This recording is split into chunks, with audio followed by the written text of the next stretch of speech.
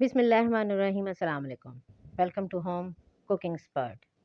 आज मैं आपके लिए बहुत ही मज़ेदार करारे से चटपटे से स्नैक्स लेकर आई हूँ जो कि सूजी के साथ बनेंगे। ना ही इसमें कोई आलू इस्तेमाल होगा, ना ही कोई डबल रोटी और ना ही दूसरा कोई मसाले। हम इसको सूजी के साथ बनाएंगे और इतने ये मज़े के बनेंगे, झटपट बनेंगे और आप आसानी से इसको बनाकर सेव भी कर सकते हैं। रमज़ान के महीने में इसको बनाएं। ये हल्के फुल्के लाइट वेट हैं और एनर्जीफुल हैं। तो इसके लिए हमें जिन चीज़ों की ज़रूरत है हम वो देख लेते हैं। बिस्मिल्लाहिर्रहमानिर्रहीम। ये मैंने 1 कप सूजी ली है।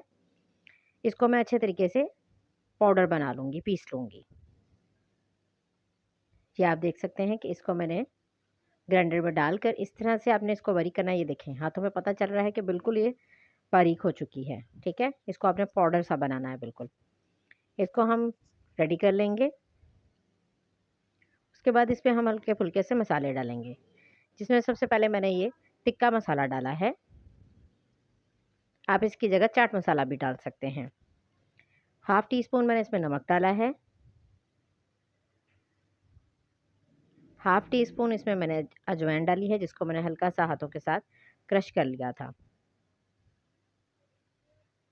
उसके बाद मैं इसमें हाफ़ टी स्पून ऑरिगेनो डालूँगी, उसको भी हाथों के साथ थोड़ा-सा मल दूँगी। इन सब चीज़ों को अच्छे तरीके से मिक्स करके नीम गर्म पानी के साथ इसकी एक डो बना लूँगी। इस चीज़ का ख़्याल रखना है कि डो आपने सख्त नहीं बनानी, डो बहुत नरम बनानी है क्योंकि ये सूजी है और ये पानी को जज़्ब कर लेगी और फूल जाएगी। तो इसलिए इसकी डो हमने बिल्कुल नरम सी बनानी है और नीम गर्म पानी के साथ इसको रेडी करना और इसमें कुछ भी नहीं डलना। ये झटपट तैयार होगी और बच्चे इतने शौक से खाते हैं।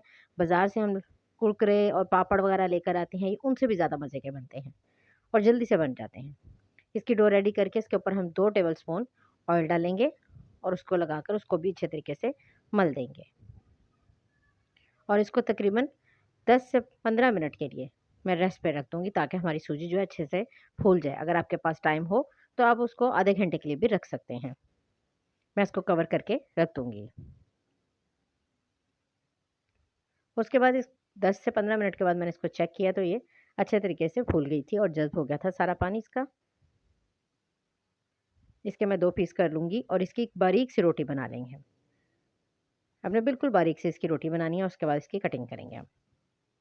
इसी दौरान जो लोग मेरे चैनल पर नए हैं, उनसे मेरी रिक्वेस्ट है कि वो मेरे चैनल को लाइक करें, शेयर करें और सब्सक्राइब करें और साथ लगे हुए बेल आइकन को ज़रूर प्रेस करें, ताकि मेरी हर आने वाली वीडियो का नोटिफिकेशन सबसे पहले उनको मिले।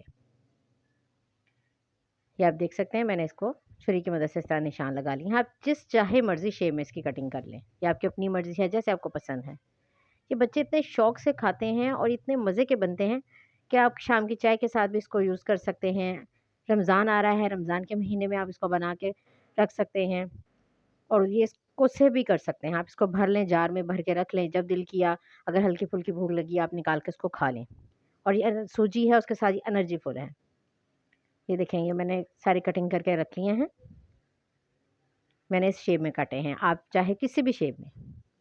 उसके बाद मैंने पैन में ऑयल रखा था गर्म होने के लिए।